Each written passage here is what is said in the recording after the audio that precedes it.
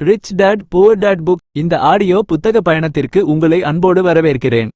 உங்கள் இருக்கைகளை இருக்க பற்றிக் கொள்ளுங்கள், ஏனென்றால் இன்று நாம் பேசப்போகும் விஷயங்கள் உங்கள் வாழ்க்கையையும் பணத்தை பற்றிய உங்கள் பார்வையையும் முற்றிலும் மாற்றப்போகிறது.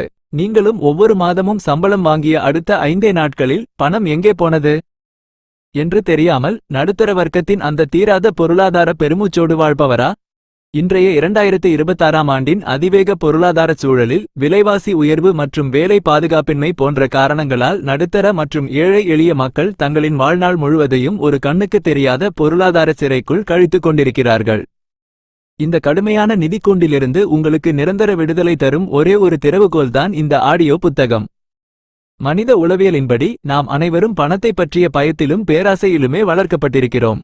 இந்த புத்தகம் உங்களின் அந்த பயத்தை சுட்டெரித்து உங்களை ஒரு நுகர்வோராக இருந்து முதலீட்டாளராக மாற்றும் ஒரு மாபெரும் உளவியல் மாற்றத்தை, சைக்கலாஜிக்கல் ஷிஃப்ட், உங்களுக்குள் நிகழ்த்தும்.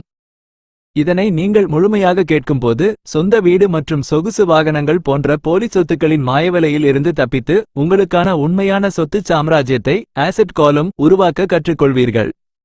மாத இறுதியில் பில்களை கட்டுவதற்காக அலாரம் அடித்தவுடன் பயத்தோடு ஓடும் அந்த எலிப்பந்தயத்தில், ராட் ரேஸ், இருந்து உங்கள் குடும்பத்தை மீட்கவும் உங்களுடைய கைகள் வேலை செய்வதை நிறுத்தினாலும் உங்கள் பணம் உங்களுக்காக இரவும் பகலும் உழைக்கும் அந்த உன்னதமான நிதி சுதந்திரத்தை பெறவும் இந்த ஆடியோ புத்தகம் உங்களுக்கு ஒரு நிஜமான வழிகாட்டியாக அமையும். உங்கள் வாழ்நாளின் ஆகச்சிறந்த முதலீடு இந்த ஆடியோ புத்தகத்தை கேட்பது மட்டும்தான். நாம் இன்று பார்க்கவிருப்பது உலக புகழ்பெற்ற ராபர்ட் கியோசாகியின் ரிச் டாட் புவர் டாட் புத்தகத்தின் ஆழமான மற்றும் உணர்வுபூர்வமான சுருக்கம். 2 தந்தையர்களின் கதை. இந்த கதை வெறும் பணத்தை பற்றியது மட்டுமல்ல, இது ஒரு சிறுவனின் வாழ்க்கையில் ஏற்பட்ட மிகப்பெரிய உணர்வு போராட்டம். ராபர்ட்டிற்கு 2 தந்தைகள் இருந்தார்கள். ஏழை தந்தை, ராபர்ட்டின் சொந்த தந்தை. அவர் மிகவும் படித்தவர், பல்கலைக்கழக பட்டம் பெற்றவர், அரசாங்கத்தில் உயர்ந்த பதவியில் இருந்தவர். ஆனால் அவர் வாழ்நாள் முழுவதும் பணப்பற்றாக்குறையால் தவித்தார், பில்களை கட்ட முடியாமல் கஷ்டப்பட்டார். பணக்கார தந்தை, ராபர்ட்டின் நண்பனான மைக்கின் தந்தை. அவர் 8ஆம் வகுப்பு வரை மட்டுமே படித்தவர், ஆனால் அவர் அந்த பகுதியின் மிகப்பெரிய பணக்காரராக மாறினார். தன் சொந்த தந்தை இரவு பகலாக உழைத்தும் ஏன் எப்போதும் பண கஷ்டத்தில் இருக்கிறார் என்பதை பார்த்து ராபர்ட் உள்ளம் உருகுகிறார். அதே நேரத்தில் பணக்கார தந்தை எந்த ஒரு கடினமான உடல் உழைப்பும் இல்லாமல் எப்படி இவ்வளவு பெரிய சாம்ராஜ்யத்தை உருவாக்குகிறார் என்பதை ஆச்சரியத்தோடு பார்க்கிறார். பணத்தின் மீதான ஆசைதான் எல்லா தீமைகளுக்கும் காரணம் என்று ஏழை தந்தை சொல்ல, பணம் இல்லாததே எல்லா தீமைகளுக்கும் காரணம் என்று பணக்கார தந்தை கூறுகிறார். இந்த 2 மாறுபட்ட கருத்துக்களுக்கு நடுவே ராபர்ட் எப்படி உண்மையான நிதி அறிவை கற்றுக்கொண்டார் என்பதே இந்த புத்தகம். எலிப்பந்தயமும் நிதி அறிவும். இந்த புத்தகத்தின் மிக முக்கியமான பகுப்பாய்வு என்னவென்றால், பணக்காரர்கள் பணத்திற்காக வேலை செய்வதில்லை, பணத்தை தமக்காக வேலை செய்ய வைக்கிறார்கள். நடுத்தர வர்க்க மக்கள் கல்வி கற்று நல்ல வேலைக்கு சென்று மாத சம்பளம் வாங்கி கடன்களையும் பில்களையும் கட்டி மீண்டும் அடுத்த மாத சம்பளத்திற்காக ஓடும் ஒரு முடிவில்லாத எலிப்பந்தயத்தில் மாட்டிக்கொள்கிறார்கள். இந்த சுழற்சி அவர்களின் வாழ்நாள் முழுவதையும் பயத்திலும் பேராசையிலுமே கழிக்க வைக்கிறது. பணக்கார தந்தை கற்றுக் கொடுத்த மிக முக்கியமான பாடம், சொத்துக்களுக்கும் பொறுப்புகளுக்கும் உள்ள வித்தியாசம். சொத்துக்கள் உங்கள் பாக்கெட்டிற்குள் பணத்தை கொண்டு வந்து சேர்க்கும் விஷயங்கள், உதாரணமாக தொழில்கள், வாடகைக்கு விடப்பட்ட வீடுகள், பங்குகள். பொறுப்புகள் உங்கள் பாக்கெட்டில் இருந்து பணத்தை வெளியே எடுக்கும் விஷயங்கள், உதாரணமாக சொகுசு கார், கிரெடிட் கார்டு கடன்கள், நீங்கள் வாழும் சொந்த வீடு. ஏழைகளும் நடுத்தர வர்க்கத்தினரும் பொறுப்புகளை சொத்துக்கள் என்று தவறாக நினைத்து வாங்குகிறார்கள், ஆனால் பணக்காரர்களோ தொடர்ந்து சொத்துக்களை மட்டுமே குவிக்கிறார்கள். பள்ளி கல்வி நமக்கு எப்படி வேலை செய்வது என்று கற்றுக் கொடுக்கிறது, ஆனால் பணத்தை எப்படி கையாள்வது என்ற நிதி அறிவை கற்றுக் கொடுப்பதில்லை என்பதை ராபர்ட் மிக ஆழமாக விளக்குகிறார். உங்கள் சொந்த தந்தை படும் நிதி போராட்டங்களை நினைத்து நீங்கள் எப்போதாவது வருந்தியிருந்தால், இந்த புத்தகம் உங்களுக்கு ஒரு புதிய வழியை காட்டும் வெளிச்சம். நீங்கள் எவ்வளவு பணம் சம்பாதிக்கிறீர்கள் என்பது முக்கியமல்ல, அந்த பணத்தை எப்படி தக்கவைத்துக் கொள்கிறீர்கள் என்பதுதான் முக்கியம். இப்போது நாம் முதல் அத்தியாயத்திற்கு செல்ல தயாராக இருக்கிறோம். Rich dad poor dot chapter 1. உங்கள் இதயத்தின் கதவுகளையும் உங்கள் சிந்தனையின் ஜன்னல்களையும் திறந்து வையுங்கள். ஏனென்றால் நாம் இப்போது நுழையவிருக்கும் இந்த முதல் அத்தியாயம் வெறும் வார்த்தைகளால் ஆனது அல்ல. இது ஒரு 9 வயது சிறுவனின் கண்ணீரும் குழப்பமும் அவனது வாழ்க்கையை மாற்றியமைத்த ஆழமான தேடலும் கலந்த ஒரு உணர்வு போராட்டம். உங்கள் கண்களை மூடிக்கொண்டு கற்பனை செய்து பாருங்கள். ஒரு 9 வயது சிறுவன் தன் பள்ளி நண்பர்கள் அனைவரும் தங்களை ஏழை என்று ஒதுக்குவதை உணர்ந்து நெஞ்சம் உருகி நிற்கிறான். பணக்கார வீட்டு பிள்ளைகள் தங்களின் பெற்றோர்களுடன் விலை உயர்ந்த மகிழுந்துகளிலும் சொகுசு படகுகளிலும் சுற்றுலா செல்வதை பார்த்துவிட்டு அவனது பிஞ்சு நெஞ்சம் இயங்குகிறது. அவனது சொந்த தந்தை அரசாங்கத்தில் ஒரு மிக உயர்ந்த அதிகாரி, மிகச்சிறந்த கல்வியாளர். ஆனால் அவரிடம் போய், அப்பா, நான் எப்படி பணக்காரன் ஆவது என்று கேட்கும்போது அந்த தந்தையால் ஒரு தெளிவான பதிலைச் சொல்ல முடியவில்லை. நீ நன்றாக படித்து நல்ல மதிப்பெண் வாங்கினால் நல்ல வேலை கிடைக்கும், அதன் மூலம் நீ பணக்காரன் ஆகலாம் என்ற வழக்கமான நடுத்தர வர்க்கத்தின் பதிலைத்தான் அவராலும் கொடுக்க முடிந்தது. ஆனால் அந்த பதில் அந்த சிறுவனின் பசியை தீர்க்கவில்லை. தன் தந்தை இரவு முழுவதும் பில்களை பார்த்துவிட்டு பெருமூச்சு விடுவதையும் பணத்திற்காக திணறுவதையும் அவன் பார்க்கிறான். அப்போதுதான் அவன் உணர்கிறான், கல்வியறிவு மட்டுமே ஒருவனை பணக்காரன் ஆக்கிவிடாது என்று. இந்த இடத்தில் ஏற்படுகிற வலிதான் அவனை கூட்டுப்புழுவிலிருந்து பட்டாம்பூச்சியாக மாற்றும் பயணத்தின் தொடக்கம். பணக்காரர்களிடம் வேலை கற்றல் தன் சொந்த தந்தையால் தனக்கு பணக்காரனாகும் வழியை காட்ட முடியாது என்று உணர்ந்த ராபர்ட் தன் நண்பன் மைக்கின் தந்தையை நாடுகிறான். மைக்கின் தந்தைதான் பிற்காலத்தில் ராபர்ட்டின் வாழ்க்கையை மாற்றிய பணக்கார தந்தை. அவர் பெரிய அளவில் படிக்காதவர், ஆனால் பணத்தின் மொழியை நன்கு அறிந்தவர். ராபர்ட்டும் மைக்கும் அவரிடம் சென்று தங்களுக்கு பணக்காரனாக கற்றுத்தரும்படி கேட்கிறார்கள். ஆனால் பணக்கார தந்தை அவர்களுக்கு புத்தகங்களை வைத்து பாடம் நடத்தவில்லை. வாழ்க்கையை வைத்தே பாடம் நடத்த முடிவு செய்தார். அவர் அவர்களுக்கு ஒரு நிபந்தனை விதித்தார், நான் உங்களுக்கு பாடம் நடத்துவேன், ஆனால் என் வழியில் மட்டும்தான் நடத்துவேன். நீங்கள் எனக்காக வேலை செய்ய வேண்டும். நான் உங்களுக்கு 1 மணி நேரத்திற்கு 10 காசுகள் 10 சென்ட்ஸ் மட்டுமே தருவேன். சம்மதமா? 9 வயது சிறுவர்களுக்கு 10 காசுகள் என்பது மிக மிக குறைவான தொகை. இக்காலத்தில் அது ஒரு பெரிய ஏமாற்றமாக தோன்றலாம். ஆனால் பணக்காரனாக வேண்டும் என்ற தீவிர வெறியுடனிருந்த அந்த 2 சிறுவர்களும் அதற்குச் சம்மதித்தார்கள். அவர்கள் சனிக்கிழமைகளில் 3 மணி நேரம் அந்த பணக்கார தந்தைக்குச் சொந்தமான ஒரு மளிகை கடையில் தூசிகளை துடைத்து பொருட்களை அடுக்கி வைக்கும் மிக கடினமான சலிப்பான வேலையைச் செய்யத் தொடங்கினார்கள். வாரம் வாரம் அந்த சலிப்பான வேலை தொடர்ந்தது. ராபர்ட்டின் மனதில் ஏமாற்றமும் கோபமும் வலியும் குமுறத் தொடங்கின. பணக்கார தந்தை எங்களை ஏமாற்றிவிட்டார், எங்களுக்கு எதையும் கற்றுக் கொடுக்காமல் எங்களை அடிமைகள் போல் வேலை வாங்குகிறார் என்று அவனது பிஞ்சு மனம் குமுறிகழுதது. தன் சொந்த தந்தையிடம் போய் முறையிட்டபோது அவரோ உடனே அவரிடம் சென்று, உனக்கு சம்பளத்தை உயர்த்தி கேள், இல்லையென்றால் வேலையை விட்டுவிடு என்று ஒரு சராசரி மனிதனைப் போலவே அறிவுரை கூறினார். ராபர்ட் கோபத்தோடும் கண்களில் கண்ணீரோடும் பணக்கார தந்தையை சந்திக்கச் சென்றான். அங்கேதான் அவனது வாழ்க்கையின் முதல் மற்றும் மிக முக்கிய நிதி பாடம் அவனுக்கு காத்திருந்தது. முதல் பாடம், பணக்காரர்கள் பணத்திற்காக வேலை செய்வதில்லை. ராபர்ட் பணக்கார தந்தையின் முன்னால் நின்று தன் கோபத்தை கொட்டினான். நீங்கள் எனக்கு எதுவும் கற்றுக் கொடுக்கவில்லை, என்னை ஏமாற்றிவிட்டீர்கள் என்று கத்தினான். பணக்கார தந்தை அமைதியாகச் சிரித்தார். ராபர்ட், நான் உனக்கு ஏற்கனவே பாடம் நடத்தத் தொடங்கிவிட்டேன். பெரும்பாலான மனிதர்கள் தங்கள் வாழ்க்கையில் எப்படி போராடுகிறார்களோ அதே உணர்வை உனக்கு நான் அனுபவபூர்வமாக கொடுத்திருக்கிறேன். நீ உனது கோபத்தை பயன்படுத்தி கற்றுக்கொள்ளப் போகிறாயா, அல்லது மற்றவர்களைப் போல வாழ்க்கையை திட்டிவிட்டு ஓடப்போகிறாயா என்று கேட்டார். அவர் விளக்கிய அந்த பாடம் நடுத்தர வர்க்கத்தின் சிந்தனை முறையை உடைத்தெறியும் ஒரு கூர்மையான பகுப்பாய்வு ஆகும். 1. பயமும் பேராசையும். மனிதர்களை பணத்திற்காக ஓட வைப்பது 2 மிக முக்கியமான உணர்வுகள், பயம் மற்றும் பேராசை. பயம், என்னிடம் பணம் இல்லாவிட்டால் பில்களை எப்படி கட்டுவது? பசியால் வாடினால் என்ன செய்வது? சமூகத்தில் அவமானம் ஏற்படுமே என்ற பயம். இந்த பயம்தான் மனிதர்களை காலையில் எழுந்து தங்களுக்கு பிடிக்காத வேலைக்கு செல்ல வைக்கிறது. பேராசை, சம்பளம் வந்தவுடன் அந்த பணத்தை வைத்து புதிய உடைகள், புதிய மகிழுந்துகள், ஆடம்பரப் பொருட்கள் வாங்கலாம் என்ற ஆசை. இந்த 2 உணர்வுகளும் மனிதர்களை ஒரு மாயச் சுழற்சியில் தள்ளிவிடுகின்றன. சம்பளம் உயரும்போது அவர்களின் பேராசையும் உயர்கிறது, அதனால் அவர்களின் செலவுகளும் உயர்கின்றன. செலவுகள் உயரும்போது பயம் இன்னும் அதிகமாகிறது. இதனால் அவர்கள் மீண்டும் இன்னும் கடினமாக உழைக்க வேண்டிய கட்டாயத்திற்கு தள்ளப்படுகிறார்கள். 2. எலிப்பந்தயம், த ராட் ரேஸ். இந்த சுழற்சியைத்தான் பணக்கார தந்தை எலிப்பந்தயம் என்று அழைக்கிறார். ஒரு கூண்டிற்குள் இருக்கும் எலி சக்கரத்தில் எவ்வளவு வேகமாக ஓடினாலும் அதே இடத்தில்தான் இருக்கும். அதைப்போலவே நடுத்தர வர்க்க மனிதர்கள் எவ்வளவுதான் கடினமாக உழைத்து பணம் சம்பாதித்தாலும் அவர்களின் சிந்தனை மாறாத வரை அவர்கள் அதே நிதி போராட்டத்தில்தான் இருப்பார்கள். பணக்காரர்கள் பணத்திற்காக வேலை செய்வதில்லை. அவர்கள் தங்களின் சொத்துக்களை உருவாக்கி அந்த பணத்தை தமக்காக வேலை செய்ய வைக்கிறார்கள். இதுதான் பணக்கார தந்தை கற்றுக் கொடுத்த முதல் ரகசியம். உங்கள் கைகள் வேலை செய்வதை நிறுத்தினாலும் உங்கள் பணம் உங்களுக்காக இரவும் பகலும் வேலை செய்து கொண்டே இருக்க வேண்டும். அதுதான் உண்மையான சுதந்திரம். ஆழமான பகுப்பாய்வு. கல்வியறிவும் நிதி அறிவும். இப்போது நாம் இந்த அத்தியாயத்தை மிக ஆழமாக பகுப்பாய்வு செய்து பார்ப்போம். ராபர்ட்டின் ஏழை தந்தை ஒரு சிறந்த கல்வியாளர். அவர் கல்வி நிறுவனங்களின் மீது முழு நம்பிக்கை வைத்திருந்தார். ஆனால் அவரது சிந்தனை பாதுகாப்பு, ஜாப் செக்யூரிட்டி என்ற வளையத்திற்குள்ளேயே சுருங்கிவிட்டது. அவர் பணத்தை பற்றி பேசுவதை தவிர்த்தார், ஏனெனில் பணத்தை பற்றி பேசுவது பாவம் அல்லது பேராசை என்று அவர் நினைத்தார். மறுபுறம் பணக்கார தந்தை நிதி சுதந்திரத்தை ஃபைனான்ஷியல் ஃப்ரீடம் நோக்கமாக கொண்டிருந்தார். அவர் பள்ளிக்கூட கல்வியை குறைத்து மதிப்பிடவில்லை, ஆனால் பள்ளிக்கூடங்கள் நமக்கு கற்றுக் கொடுக்கும் கல்வி நம்மை ஒரு சிறந்த தொழிலாளியாக மாற்றுமே தவிர முதலாளியாக மாற்றாது என்பதை அவர் தெளிவாக புரிந்திருந்தார். பள்ளி நமக்கு ஒரு திறமையை கற்றுக் கொடுக்கிறது. நாம் அந்த திறமையை விற்று சம்பாதிக்கிறோம். ஆனால் அந்த சம்பாத்தியத்தை எப்படி முதலீடு செய்வது, அதை எப்படி பெருக்குவது என்பதை எந்த பள்ளியும் கற்றுக் கொடுப்பதில்லை. இதனால்தான் பல மருத்துவர்களும் பொறியாளர்களும் வழக்கறிஞர்களும் தங்களின் வாழ்நாளின் இறுதியில் கடனாளிகளாகவும் நிம்மதியற்றவர்களாகவும் வாழ்கிறார்கள்.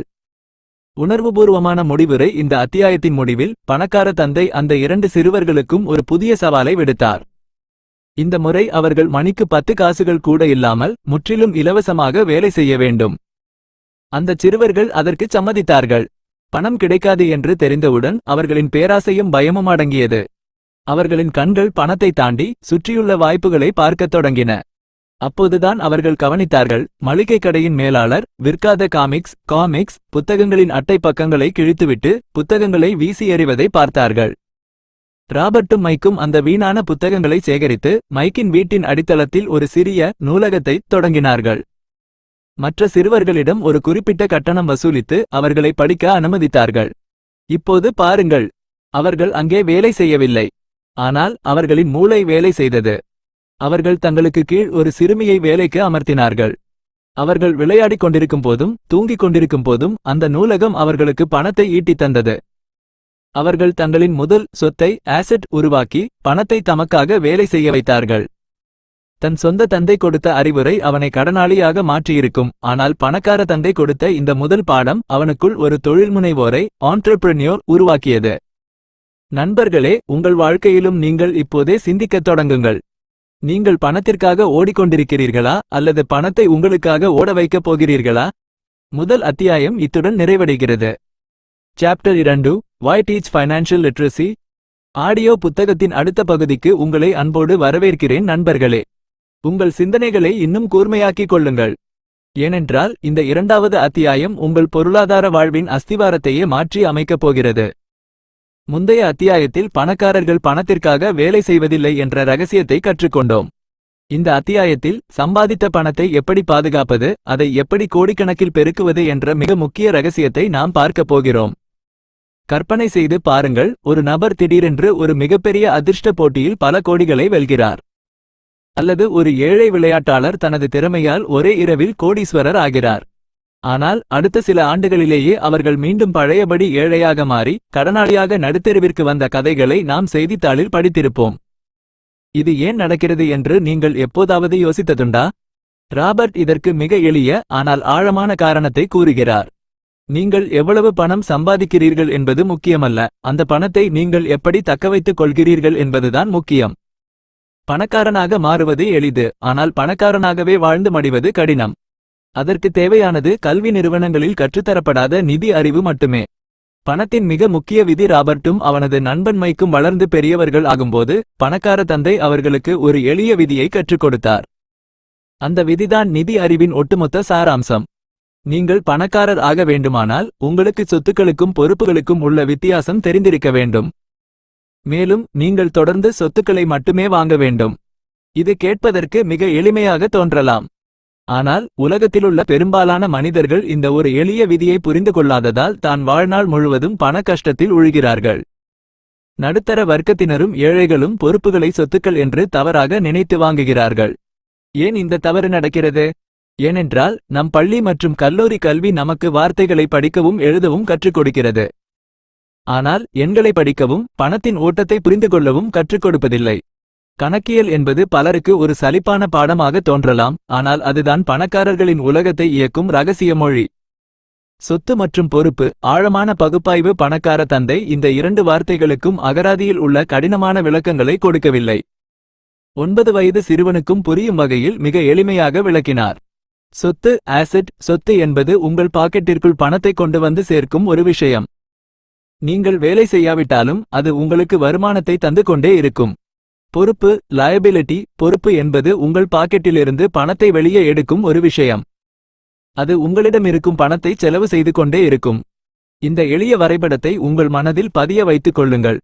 ஒரு ஏழை மனிதனின் பணப்புழக்கம் எப்படி இருக்கும் தெரியுமா? அவன் வேலைக்குச் சென்று சம்பளம் வாங்குவான்.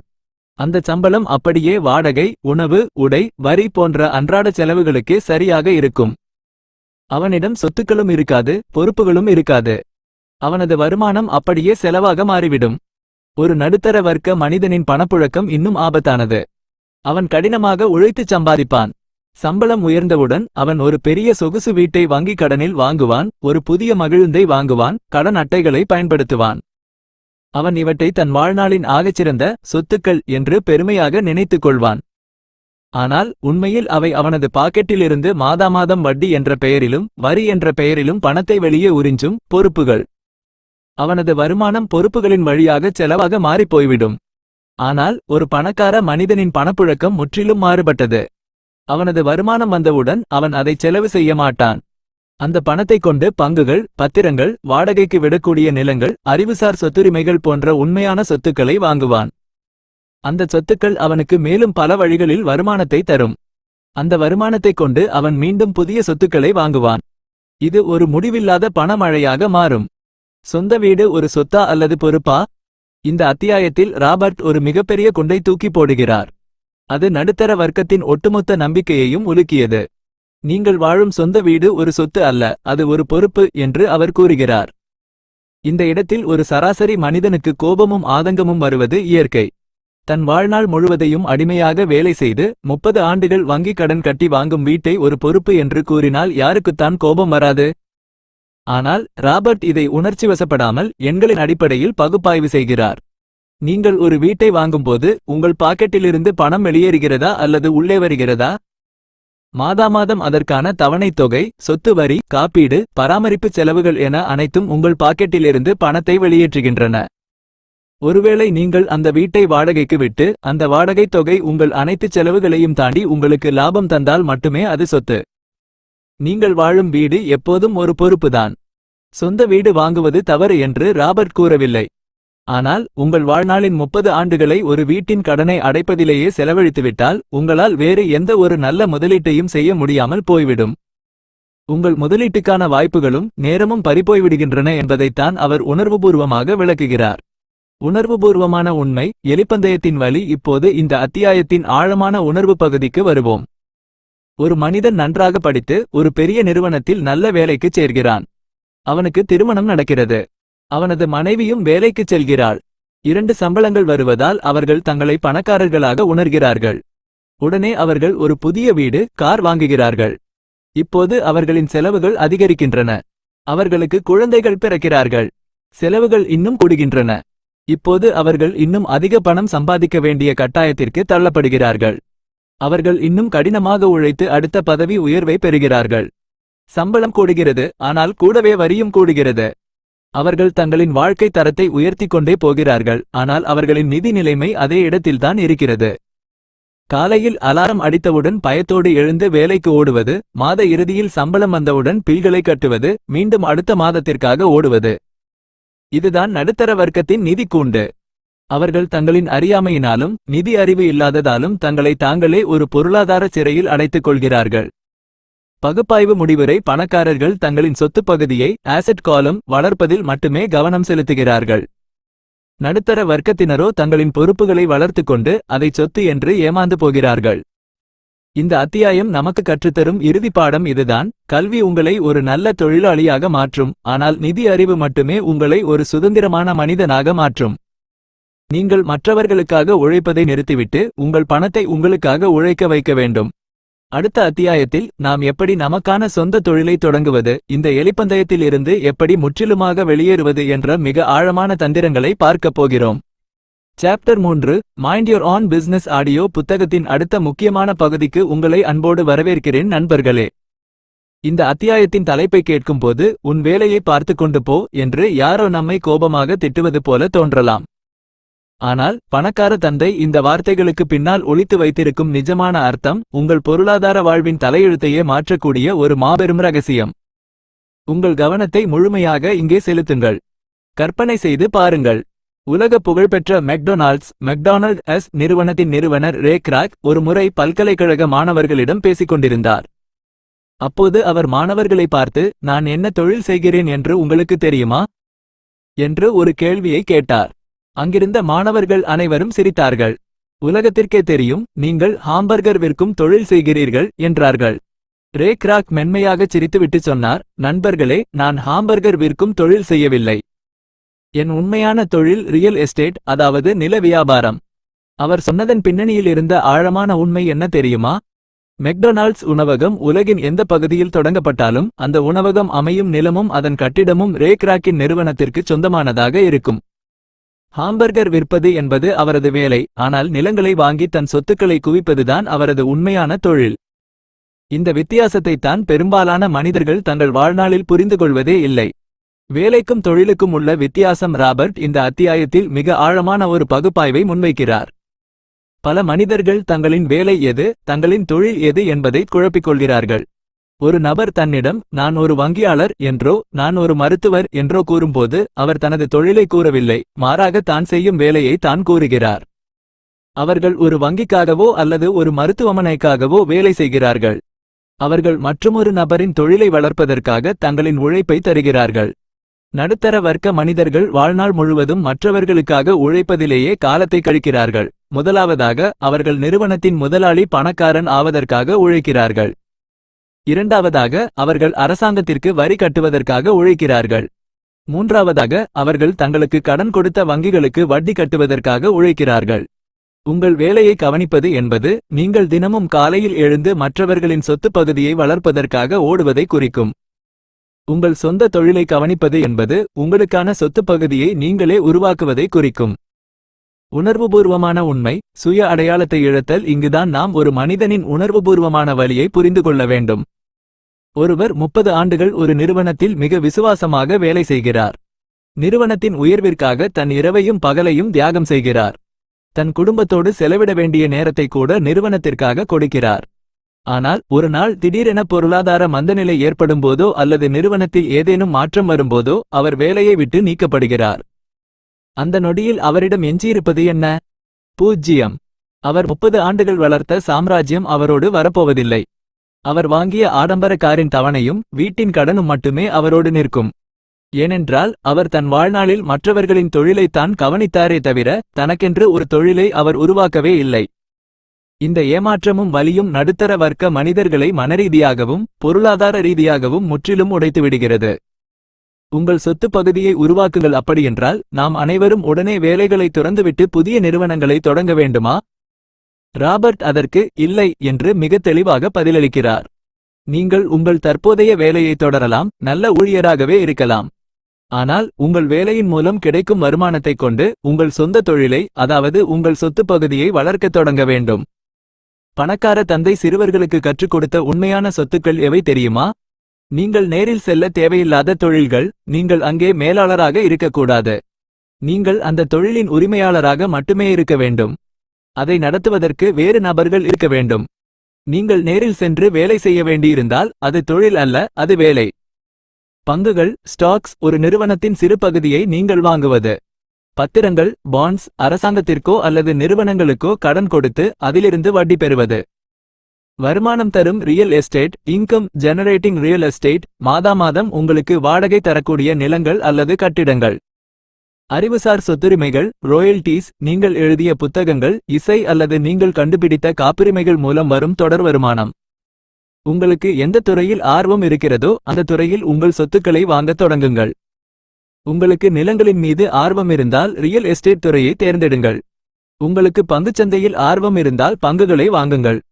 ஆனால் உங்களுக்கு பிடிக்காத ஒரு விஷயத்தில் ஒருபோதும் முதலீடு செய்யாதீர்கள். சொத்துக்கள் தரும் சொகுசு வாழ்க்கை நடுத்தர வர்க்கத்தினருக்கும் பணக்காரர்களுக்கும் உள்ள மற்றொரு முக்கிய வித்தியாசத்தை ராபர்ட் இங்கு பகுப்பாய்வு செய்கிறார். நடுத்தர வர்க்க மக்கள் ஒரு பெரிய சொகுசு மகிழுந்தையோ அல்லது விலை உயர்ந்த நகைகளையோ வாங்க விரும்பினால் அவர்கள் தங்களின் சம்பளம் வந்தவுடன் அல்லது கடனட்டை மூலமாக உடனே அதை வாங்கிவிடுவார்கள். இது அவர்களை மேலும் கடனாளியாக்கும். ஆனால் பணக்காரர்கள் என்ன செய்வார்கள் தெரியுமா? அவர்கள் ஒரு சொகுசு காரை வாங்க விரும்பினால் முதலில் அதற்கான பணத்தை ஒரு சொத்தில் முதலீடு செய்வார்கள். அந்த சொத்து வளர்ந்து அதிலிருந்து வரும் லாப பணம் அந்த சொகுசு காரை வாங்குவதற்கு போதுமானதாக இருக்கும் வரை அவர்கள் பொறுமையாக காத்திருப்பார்கள். பணக்காரர்கள் தங்களின் சொத்துக்கள் ஈட்டித்தரும் லாபத்தை கொண்டுதான் ஆடம்பர பொருட்களை வாங்குவார்களே தவிர தங்களின் சொந்த உழைப்பின் வருமானத்திலிருந்து வாங்க மாட்டார்கள். சொகுசு கார் என்பது அவர்களுக்கு ஒரு பரிசாக கிடைக்கிறது. அந்த பரிசை அவர்களுக்கு வழங்குவது அவர்களின் சொத்துக்கள். கார் வாங்கிய பிறகும் அவர்களின் சொத்து அப்படியேதான் இருக்கும். அது மேலும் பணத்தை தந்து கொண்டே இருக்கும். இது எவ்வளவு பெரிய புத்திசாலித்தனமான சிந்தனை முறை! பகுப்பாய்வு முடிவுரை. இந்த அத்தியாயம் நமக்கு கற்பிக்கும் பாடம் மிகவும் தெளிவானது.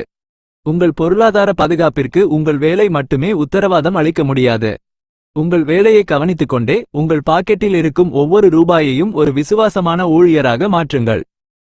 நீங்கள் சம்பாதிக்கும் பணம் உங்கள் சொத்து பகுதிக்குள் சென்றுவிட்டால் அது ஒருபோதும் வெளியே வரக்கூடாது. அது உங்களுக்காகவும் உங்கள் அடுத்த தலைமுறைக்காகவும் இரவும் பகலும் உழைத்துக் கொண்டே இருக்க வேண்டும். மற்றவர்களின் சாம்ராஜ்யத்தை உருவாக்குவதை நிறுத்திவிட்டு உங்களுக்கான சொந்த சாம்ராஜ்யத்தை உருவாக்கத் தொடங்குங்கள். அதுதான் நிதி சுதந்திரத்திற்கான உண்மையான பாதை. 3வது அத்தியாயம் இத்துடன் நிறைவடைகிறது நண்பர்களே. அரசாங்கத்தின் வரிகளையும் கார்ப்பரேட் நிறுவனங்களின் ரகசியங்களையும் உடைக்கும் 4வது அத்தியாயத்திற்கு நாம் செல்லலாம். Chapter 4 the history of taxes and the power of corporations audio புத்தகத்தின் மிக முக்கியமான மற்றும் சற்றே அதிரடியான பகுதிக்கு உங்களை அன்போடு வரவேற்கிறேன் நண்பர்களே. இந்த 4வது அத்தியாயம் வரலாற்றின் பக்கங்களில் மறைந்து கிடக்கும் ஒரு மாபெரும் உண்மையையும் பணக்காரர்கள் தங்களின் சொத்துக்களை பாதுகாக்க பயன்படுத்தும் மிக வலிமையான ஆயுதத்தை பற்றியும் பேசப்போகிறது. உங்கள் சிந்தனையை முழுமையாக ஒருமுகப்படுத்துங்கள், ஏனெனில் இந்த ரகசியங்கள் சாதாரண மனிதர்களுக்கு எளிதில் சொல்லித்தரப்படுவதில்லை. கற்பனை செய்து பாருங்கள். ஒரு நடுத்தர வர்க்க மனிதன் தன் குடும்பத்தின் எதிர்காலத்திற்காக இரவு பகலாக கண்விழித்து தன் உடல் நலத்தையும் பொருட்படுத்தாமல் உழைக்கிறான்.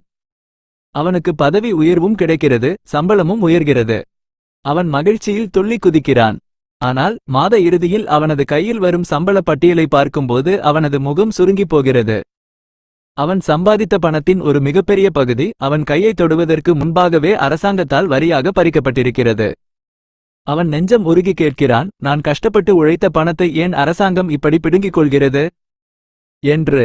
அதே நேரத்தில் கோடிக்கணக்கில் சம்பாதிக்கும் ஒரு மாபெரும் தொழிலதிபர் அரசாங்கத்திற்கு மிக குறைந்த அளவே அல்லது 0% வரி கட்டுவதை பார்த்து அவன் அதிர்ச்சியடைகிறான். இந்த முரண்பாடு ஏன் நடக்கிறது? இதன் பின்னணியில் இருக்கும் வரலாறு என்ன? அதைத்தான் இந்த அத்தியாயத்தில் ராபர்ட் மிக ஆழமாக பகுப்பாய்வு செய்கிறார். வரிகளின் சுருக்கமான வரலாறு. ராபர்ட்டின் ஏழை தந்தை ஒரு சிறந்த கல்வியாளர் என்பதால் அவர் சட்டங்களையும் விதிகளையும் மதிக்க வேண்டும் என்று நினைத்தார். பணக்கார தந்தை ஒரு தொழில்முனைவோர் என்பதால் அந்த சட்டங்கள் எப்படி இயங்குகின்றன, அதை நமக்கு சாதகமாக எப்படி பயன்படுத்த வேண்டும் என்று யோசித்தார். பணக்கார தந்தை ராபர்ட்டிற்கு ஒரு சுவாரஸ்யமான வரலாற்றை கற்றுக் கொடுத்தார். ஆரம்ப காலத்தில் இங்கிலாந்திலும் அமெரிக்காவிலும் நிரந்தரமான வரிகள் என்று எதுவும் கிடையாது. போர்க்காலங்கள் போன்ற அவசர தேவைகளுக்காக மட்டுமே தற்காலிகமாக மக்களிடம் பணம் வசூலிக்கப்பட்டது. 19ஆம் நூற்றாண்டின் இறுதியில் அரசாங்கங்கள் நிரந்தரமான வருமான வரி சட்டத்தை கொண்டு வந்தன. அப்போது அரசாங்கம் மக்களுக்கு ஒரு தந்திரமான வாக்குறுதியை கொடுத்தது, இந்த வரி பணக்காரர்களிடமிருந்து மட்டுமே வசூலிக்கப்படும். ஏழைகளுக்கும் நடுத்தர வர்க்கத்தினருக்கும் நன்மை செய்வதற்கே இந்த வரி பணம் பயன்படுத்தப்படும். ராபின் ஹுட் கதையைப் போல பணக்காரர்களிடமிருந்து பணத்தை பிடுங்கி ஏழைகளுக்கு கொடுக்கும் இந்த திட்டம் நடுத்தர வர்க்கத்தினருக்கு மிகவும் பிடித்திருந்தது. எனவே அவர்கள் இந்த சட்டத்திற்கு முழு ஆதரவு கொடுத்தார்கள். ஆனால் சட்டம் அமலுக்கு வந்த பிறகுதான் வரலாற்றின் மிகப்பெரிய ஏமாற்றம் அரங்கேறியது. ராபின் ஹுட் தியரியின் தோல்வி. அரசாங்கத்தின் அதிகாரமும் அதன் அமைப்புகளும் வளர வளர அரசாங்கத்தை நடத்துவதற்கான செலவுகளும் அதிகரித்தன. பணக்காரர்களிடமிருந்து பெறப்பட்ட வரி பணம் அதற்கு போதவில்லை.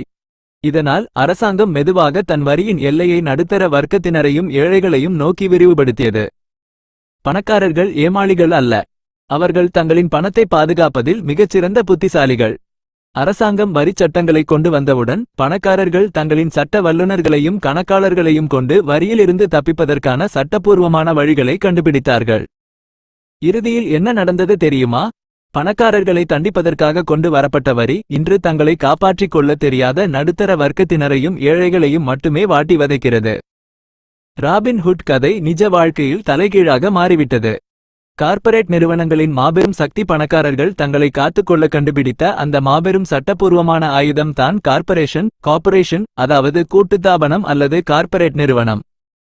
பலர் கார்ப்பரேட் நிறுவனம் என்று சொன்னவுடன் அது ஒரு பெரிய கட்டிடம், தொழிற்சாலை அல்லது நூற்றுக்கணக்கான ஊழியர்கள் வேலை செய்யும் ஒரு இடம் என்று நினைத்துக் கொள்கிறார்கள். ஆனால் அதுதான் உண்மை அல்ல. ஒரு கார்ப்பரேட் நிறுவனம் என்பது வெறும் சட்டப்பூர்வமான ஆவணங்களால் ஆன ஒரு காகித கோப்பு மட்டுமே. அது ஒரு தனி மனிதனைப் போல சட்டத்தின் முன்னால் இயங்கக்கூடிய ஒரு தற்காப்பு கவசம்.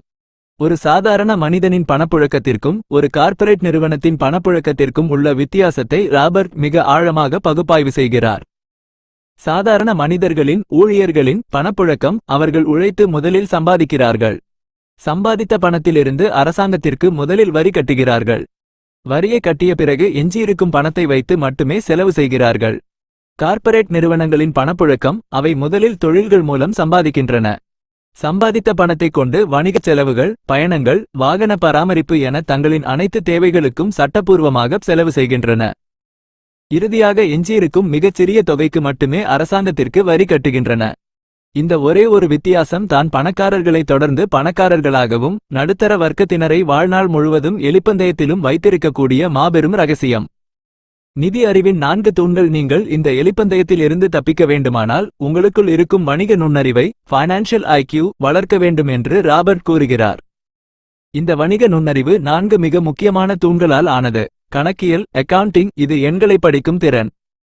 ஒரு நிறுவனத்தின் நிதிநிலை அறிக்கையை பார்த்து அதன் பலத்தையும் பலவீனத்தையும் புரிந்து கொள்ளும் கலை. முதலீட்டு உத்திகள், இன்வெஸ்டிங் ஸ்ட்ராட்டஜிஸ், பணத்தை எப்படி பணமாக்குவது என்ற கலை. இது முதலீட்டாளர்களின் சிந்தனை மற்றும் சந்தையின் போக்கை புரிந்துகொள்வதை குறிக்கும். சந்தையை புரிந்து கொள்ளுதல், அண்டர்ஸ்டாண்டிங் த மார்க்கெட், தேவை மற்றும் விநியோகத்தின் சப்ளை அண்ட் டிமாண்ட் விதியை புரிந்துகொள்வது.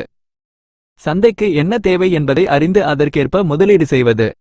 சட்டம், லோர், வரிச் சலுகைகள் மற்றும் கார்ப்பரேட் சட்டங்களை பற்றிய அறிவு. சட்டத்திற்கு உட்பட்டு எப்படி வரியைச் சேமிப்பது மற்றும் தங்களின் சொத்துக்களை பாதுகாப்பது என்பதை புரிந்து கொள்ளுதல். உங்களிடம் இந்த 4 திறமைகளும் இருக்கும்போது உங்களை யாரும் பொருளாதார ரீதியாக ஏமாற்ற முடியாது. நீங்கள் ஒரு தனி மனிதனாக வரி கட்டுவதை விட ஒரு கார்ப்பரேட் நிறுவனத்தின் பெயரில் முதலீடுகளை செய்யும்போது சட்டப்பூர்வமாக உங்களின் பல்லாயிரக்கணக்கான பணத்தை உங்களால் சேமிக்க முடியும். பகுப்பாய்வு முடிவுரை. இந்த அத்தியாயத்தின் ஆழமான உணர்வு பூர்வமான உண்மை இதுதான் நண்பர்களே, அறியாமை என்பது ஒரு மாபெரும் சாபம். நாம் சட்டங்களை உடைக்கக்கூடாது, ஆனால் சட்டங்கள் எப்படி இயங்குகின்றன என்பதை முழுமையாக புரிந்து கொள்ள வேண்டும். தன் ஏழை தந்தை எப்போதும் வரியை பற்றி புலம்பிக் கொண்டே இருந்தார். ஆனால் பணக்கார தந்தையோ வரியை ஒரு விளையாட்டாக பார்த்து அதன் விதிகளை கற்றுக்கொண்டு வென்றார். நீங்கள் மற்றவர்களுக்காக உழைக்கும் ஒரு சாதாரண ஊழியராக மட்டுமே இருக்கும் வரை உங்கள் உழைப்பின் பெரும்பகுதியை அரசாங்கமே எடுத்துக்கொள்ளும். ஆனால் நீங்கள் ஒரு சொத்தின் உரிமையாளராக மாறி கார்ப்பரேட் நிறுவனங்களின் சக்தியை பயன்படுத்த தொடங்கும்போது உங்கள் நிதி சுதந்திரத்தின் கதவுகள் திறக்கப்படும். 4வது அத்தியாயம் இத்துடன் நிறைவடைகிறது. பணக்காரர்கள் எப்படி பணத்தை மாயாஜாலமாக உருவாக்குகிறார்கள் என்பதை விளக்கும் 5வது அத்தியாயத்திற்கு நாம் செல்லலாம். Chapter 5 the rich invent money audio புத்தகத்தின் ஒரு மிக உன்னதமான மற்றும் உங்களின் கற்பனை திறனை தூண்டக்கூடிய பகுதிக்கு உங்களை அன்போடு வரவேற்கிறேன் நண்பர்களே. இந்த 5வது அத்தியாயம் பணத்தை பற்றிய உங்கள் ஒட்டுமொத்த புரிதலையும் இந்த உலகம் எப்படி இயங்குகிறது என்ற நிஜத்தையும் உங்களுக்குள் அடியோடு மாற்றப்போகிறது. உங்கள் மனதை முழுமையாக திறந்து வையுங்கள், ஏனென்றால் பணக்காரர்கள் பணத்தை உருவாக்குகிறார்கள் என்ற மாபெரும் உண்மையை நாம் இன்று ஆழமாக பகுப்பாய்வு செய்யப் போகிறோம். நாம் வாழும் இந்த நிஜ உலகில் வெறும் திறமையும் அதிக மதிப்பெண்களும் மட்டுமே ஒருவனை வெற்றியாளராக மாற்றிவிடுவதில்லை. பல நேரங்களில் மிகவும் புத்திசாலியான மனிதர்கள் வறுமையிலும் சராசரி திறமை கொண்டவர்கள் மாபெரும் வெற்றியாளர்களாக வலம் வருவதையும் நாம் பார்க்கிறோம். இதற்கு காரணம் என்ன? ராபர்ட் இதற்கு மிக ஆழமான ஒரு பதிலை கூறுகிறார். நிஜ உலகில் வெறும் அறிவு மட்டும் போதாது, அதற்கு துணிச்சலும், கரேஜ், அஞ்சாத நெஞ்சமும், போல்ட்னஸ் தேவை. பல மனிதர்கள் தங்களின் நிதி அறிவை வளர்த்து கொள்ளாமல் இருப்பதற்கு காரணம் அவர்களிடம் இருக்கும் பயம் மற்றும் சுய சந்தேகம் தான். தங்களின் திறமையின் மீது நம்பிக்கை இல்லாததால் அவர்கள் தங்களுக்கு கிடைக்கும் மாபெரும் வாய்ப்புகளை கண்முன்னே தவறவிடுகிறார்கள். மனித மூளை, உலகின் ஆகச்சிறந்த சொத்து. பணக்கார தந்தை ராபர்ட்டிற்கு ஒரு மிக முக்கிய உண்மையை உணர்த்தினார். பணம் என்பது நிஜமான ஒரு பொருள் அல்ல. நாம் அனைவரும் பணம் என்று நம்பும் ஒரு காகிதம் மட்டுமே அது. உண்மையான பணம் என்பது நம்முடைய மூளைதான். அதை நாம் சரியாக பயிற்றுவித்தால் அது ஒரு நொடியில் கோடிக்கணக்கான பணத்தை மாயாஜாலமாக உருவாக்கும். பழைய காலத்தில் நிலம் வைத்திருந்தவர்கள் பணக்காரர்களாக இருந்தார்கள். தொழில் புரட்சி காலத்தில் தொழிற்சாலைகளை வைத்திருந்தவர்கள் பணக்காரர்களாக மாறினார்கள். ஆனால் இன்று நாம் வாழும் தகவல் தொழில்நுட்ப காலத்தில் தகவல்களும் அதை சரியான நேரத்தில் பயன்படுத்தும் வேகம் மட்டுமே ஒருவனை பணக்காரனாக மாற்றுகிறது. பணம் என்பது காற்றில் இருந்து உருவாக்கப்படுகிறது. அது எப்படி சாத்தியம் என்பதை புரிந்து கொள்ள ராபர்ட் இந்த அத்தியாயத்தில் ஒரு அற்புதமான உதாரண கதையை கூறுகிறார். ஒரு சிறிய உதாரண கதை. முறிந்த வீடும் உதித்த லாபமும். பொருளாதார மந்தநிலை ஏற்பட்ட ஒரு காலகட்டத்தில் அமெரிக்காவின் ரியல் எஸ்டேட் சந்தை முற்றிலும் வீழ்ச்சியடைந்திருந்தது. அனைவரும் பயந்து போய் தங்களின் வீடுகளை குறைந்த விலைக்கு விற்றுக் கொண்டிருந்தார்கள். சாதாரண மனிதர்கள் அதை ஒரு மாபெரும் துரதிர்ஷ்டமாக பார்த்தார்கள். ஆனால் நிதி அறிவுள்ள ராபர்ட் அதை ஒரு மாபெரும் வாய்ப்பாக பார்த்தார். ஒரு நாள் ராபர்ட் தனது வீட்டின் அருகே ஒரு திவாலான மனிதனின் வீட்டை பார்த்தார். அந்த வீட்டின் உண்மையான மதிப்பு 75,000 ரூபாய்கள். ஆனால் அந்த நபர் அவசரமாக பணத் தேவையில் இருந்ததால் அதை 20,000 ரூபாய்க்கு விற்க தயாராக இருந்தார். ராபர்ட்டிடம் அந்த நேரத்தில் 20,000 ரூபாய்கள் முழுமையாக கையில் இல்லை. ஒரு சாதாரண மனிதனாக இருந்தால் என்னிடம் பணம் இல்லை, அதனால் என்னால் இந்த வீட்டை வாங்க முடியாது என்று கூறிவிட்டு நகர்ந்திருப்பான். ஆனால் ராபர்ட் தன் மூளைக்கு வேலை கொடுத்தார். அவர் அந்த வீட்டின் உரிமையாளரிடம் சென்று 2,000 ரூபாய்களை முன்பணமாக கொடுத்து அந்த வீட்டை வாங்குவதற்கான சட்டப்பூர்வமான ஒப்பந்தத்தை போட்டுக்கொண்டார். இப்போது அந்த வீடு ராபர்ட்டின் கட்டுப்பாட்டிற்குள் வந்துவிட்டது. அடுத்த சில நாட்களிலேயே ராபர்ட் ஒரு விளம்பரம் செய்தார். 75,000 ரூபாய் மதிப்புள்ள ஒரு வீடு அவசர தேவைக்காக 40,000 ரூபாய்க்கு விற்பனைக்கு உள்ளது. அந்த விளம்பரத்தை பார்த்துவிட்டு ஒரு நபர் உடனே ஓடி வந்தார். அவர் அந்த வீட்டை 40,000 ரூபாய்க்கு வாங்கச் சம்மதித்தார். ராபர்ட் அவரிடமிருந்து 40,000 ரூபாய்களை பெற்றுக்கொண்டு அதில் 20,000 ரூபாய்களை வீட்டின் பழைய உரிமையாளருக்கு கொடுத்துவிட்டு மீதமுள்ள 20,000 ரூபாய்களை தன் லாபமாக எடுத்துக்கொண்டார். இப்போது இந்த முழு நிகழ்வையும் சற்று ஆழமாக பகுப்பாய்வு செய்து பாருங்கள். ராபர்ட் தன் கையில் இருந்து ஒரு பெரிய தொகையை முதலீடு செய்யவில்லை. அவர் வங்கியிடம் சென்று எந்த ஒரு பெரிய கடனையும் வாங்கவில்லை. அவர் செய்தது என்ன? சந்தையில் இருந்த ஒரு தேவையையும் ஒரு மனிதனின் தேவையையும் தன் நிதி அறிவால் இணைத்தார். வெறும் ஒரு சில மணி நேர உழைப்பில் அவர் காற்றில் இருந்து 20,000 ரூபாய்களை உருவாக்கினார். இதுதான் பணக்காரர்கள் பணத்தை உருவாக்கும் வித்தை. இதற்கு பணம் தேவையில்லை, நிதி அறிவு மட்டுமே தேவை. முதலீட்டாளர்களின் 2 வகைகள். இந்த அத்தியாயத்தில் முதலீட்டாளர்களை ராபர்ட் 2 வகைகளாக பிரிக்கிறார். ஒன்று, சாதாரண முதலீட்டாளர்கள், ஸ்டாண்டர்ட் இன்வெஸ்டர்ஸ். இவர்கள் ஒரு கடைக்குச் சென்று பொருட்களை வாங்குவதைப் போல முதலீடு செய்கிறார்கள். ஒரு நிதி ஆலோசகரையோ அல்லது ஒரு வங்கியையோ நாடி அவர்கள் சொல்லும் பொதுவான திட்டங்களில் மியூச்சுவல் ஃபண்ட்ஸ், ஃபிக்ஸ்ட் டெபாசிட்ஸ் பணத்தை போடுவார்கள். இது பாதுகாப்பானது என்று அவர்கள் நம்புகிறார்கள், ஆனால் இதில் லாபம் மிக குறைவு. 2, தொழில்முறை முதலீட்டாளர்கள், ப்ரொஃபஷனல் இன்வெஸ்டர்ஸ். இவர்கள் முதலீட்டு வாய்ப்புகளை தாங்களே உருவாக்குகிறார்கள். ஒரு கணினியின் உதிரி பாகங்களை வாங்கி அதை ஒரு புதிய கணினியாக மாற்றுவதைப் போல வெவ்வேறு வாய்ப்புகளை ஒன்றிணைத்து ஒரு மாபெரும் சொத்தாக மாற்றுவார்கள். இவர்கள்தான் உண்மையான பணக்காரர்கள். ஒரு தொழில்முறை முதலீட்டாளராக நீங்கள் மாற வேண்டுமானால் உங்களுக்கு 3 மிக முக்கிய திறமைகள் இருக்க வேண்டும். மற்றவர்கள் பார்க்க தவறிய வாய்ப்பை கண்டறியும் திறன். ஒரு வீட்டை பார்க்கும்போது சாதாரண மனிதர்களுக்கு அது ஒரு பழைய வீடாக தெரியும், ஆனால் ஒரு பணக்காரனுக்கு அதன் எதிர்கால மதிப்பு தெரியும். பணத்தை திரட்டும் திறன், ஃபண்ட்ரைசிங். உங்களிடம் பணம் இல்லாவிட்டாலும் மற்றவர்களிடமிருந்து அல்லது வங்கிகளிடமிருந்து எப்படி பணத்தை சட்டப்பூர்வமாக திரட்டி ஒரு தொழிலை தொடங்குவது என்ற கலை தெரிந்திருக்க வேண்டும். புத்திசாலித்தனமான மனிதர்களை வேலைக்கு அமர்த்தும் திறன். உங்களை விட கணக்கியல், சட்டம் மற்றும் சந்தைப்படுத்துதலில் சிறந்த அறிஞர்களை உங்களுக்கு கீழ் வேலை செய்ய வைத்து அவர்களின் அறிவை பயன்படுத்த தெரிந்திருக்க வேண்டும். உணர்வுபூர்வமான உண்மை, பயத்தை வெல்லுதல். இங்குதான் நாம் மனிதர்களின் உணர்வு போராட்டத்தை பார்க்க வேண்டும். பல மனிதர்கள் தங்களின் வாழ்க்கையில் முன்னேறாததற்கு காரணம் அவர்களுக்கு புதிய வழிகளில் முதலீடு செய்ய பயம். ஒருவேளை என் பணம் தோற்றுப் போய்விட்டால் என்ன செய்வது? என் குடும்பம் நடுத்தெருவிற்கு வந்துவிடுமே என்ற பயம் அவர்களை கட்டி போட்டுவிடுகிறது. தோல்வி என்பது ஒரு மாபெரும் பாடம் என்பதை அவர்கள் உணர்வதில்லை. பணக்கார தந்தை எப்போதும் கூறுவார், தோல்வி என்பது வெற்றியின் ஒரு பகுதி. தோல்வியை தவிர்க்க நினைப்பவர்கள் வெற்றியையும் சேர்த்தே தவிர்க்கிறார்கள். ஒரு குழந்தை நடக்கும்போது பலமுறை கீழே விழுகிறது, முட்டியில் அடிபட்டு அழுகிறது. அந்த பயத்தினால் அது நடப்பதையே நிறுத்திவிட்டால் அதனால் ஒருபோதும் நடக்க முடியாது. அதைப்போலவே பொருளாதார உலகிலும் சில தோல்விகள் ஏற்படும், ஆனால் அந்த தோல்விகளில் இருந்து கற்றுக்கொள்ளும் பாடம்தான் உங்களை ஒரு மாபெரும் நிதியாளராக மாற்றும். பகுப்பாய்வு முடிவுரை. இந்த 5வது அத்தியாயம் நமக்கு தரும் இறுதி பாடம் மிகவும் தெளிவானது நண்பர்களே. நீங்கள் வறுமையில் பிறப்பதோ அல்லது ஒரு சாதாரண நடுத்தர வர்க்க குடும்பத்தில் வாழ்வதோ உங்கள் தவறல்ல. ஆனால் உங்கள் மூளையை பயிற்றுவிக்காமல் என்னிடம் பணம் இல்லை என்று சலிப்பு தட்டி வாழ்வது உங்கள் தவறு. உங்கள் நிதி அறிவை, ஃபைனான்ஷியல் ஐக்யூ வளர்த்துக் கொள்ளுங்கள். சந்தையின் மாற்றங்களை கவனியுங்கள். பணத்திற்காக வேலை செய்வதை நிறுத்திவிட்டு உங்கள் மூளையை பயன்படுத்தி புதிய சொத்துக்களை உருவாக்குங்கள். நீங்கள் எண்களின் மொழியை கற்றுக்கொண்டால் இந்த உலகம் உங்களுக்கு ஒரு விளையாட்டு மைதானமாக மாறும். 5வது அத்தியாயம் இத்துடன் நிறைவடைகிறது. பணத்திற்காக வேலை செய்யாதீர்கள், கற்றுக்கொள்வதற்காக வேலை செய்யுங்கள் என்ற விசித்திரமான ரகசியத்தை கூறும் 6வது அத்தியாயத்திற்கு நாம் செல்லலாம். Chapter 6 work to learn don't work for money audio புத்தகத்தின் அடுத்த ஒரு மிக உன்னதமான மற்றும் உங்களின் வாழ்நாள் சிந்தனையை உருக்கக்கூடிய பகுதிக்கு உங்களை அன்போடு வரவேற்கிறேன் நண்பர்களே. இந்த 6வது அத்தியாயம் நாம் ஏன் வேலைக்குச் செல்கிறோம், நம்முடைய திறமைகளை எப்படி பயன்படுத்த வேண்டும் என்ற ஒட்டுமொத்த பார்வையை மாற்றி அமைக்கப் போகிறது. உங்கள் கவனத்தை முழுமையாக இங்கே செலுத்துங்கள். கற்பனை செய்து பாருங்கள். ஒரு இளம் பெண் மிகச்சிறந்த எழுத்தாளர். அவர் எழுதிய நாவல்கள் கதையமைப்பில் மிகவும் அற்புதம் வாய்ந்தவை. ஆனால் துரதிர்ஷ்டவசமாக அவரது புத்தகங்கள் சந்தையில் பெரிய அளவில் விற்பனையாவதில்லை. அவர் வறுமையில் வாடுகிறார், பில்களை கட்ட முடியாமல் திணறுகிறார். அவர் ஒருமுறை ராபர்ட்டை சந்தித்து தன் குறையை கூறுகிறார். நான் இவ்வளவு நன்றாக எழுதியும் என் புத்தகங்கள் ஏன் விற்பனையாவதில்லை? இந்த உலகம் திறமைகளை மதிப்பதில்லையா என்று நெஞ்சம் உருகி கேட்கிறார். ராபர்ட் அவரிடம் மென்மையாக சொன்னார், நீங்கள் ஒரு சிறந்த எழுத்தாளர், பெஸ்ட் ரைட்டர்.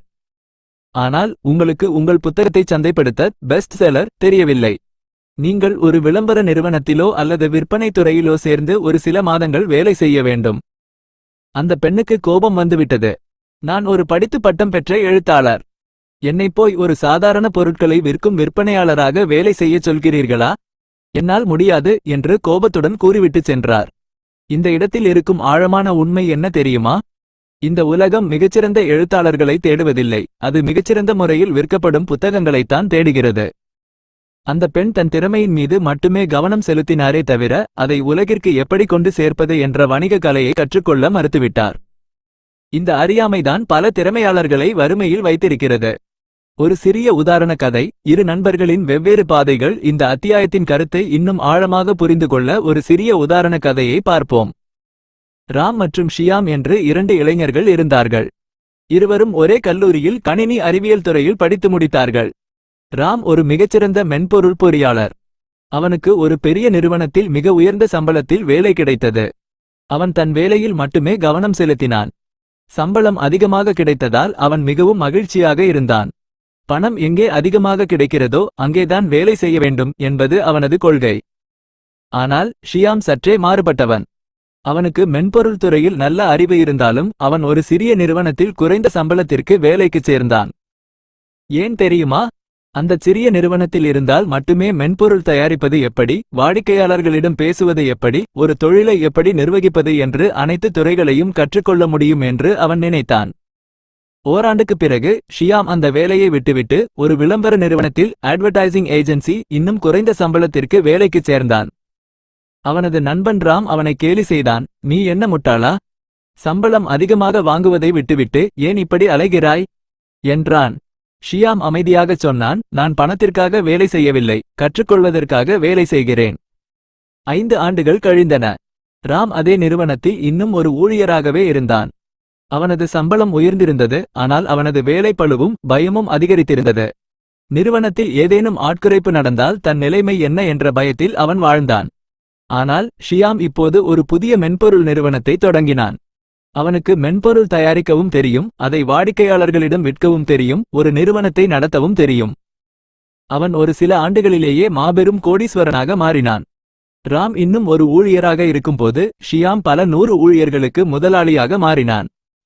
இந்த கதையிலிருந்து நாம் புரிந்து கொள்ள வேண்டியது, ராம் பணத்திற்காக வேலை செய்தான், வொர்க் ஃபார் மணி, ஆனால் ஷியாம் கற்றுக்கொள்வதற்காக வேலை செய்தான், வொர்க் டு லேர்ன்.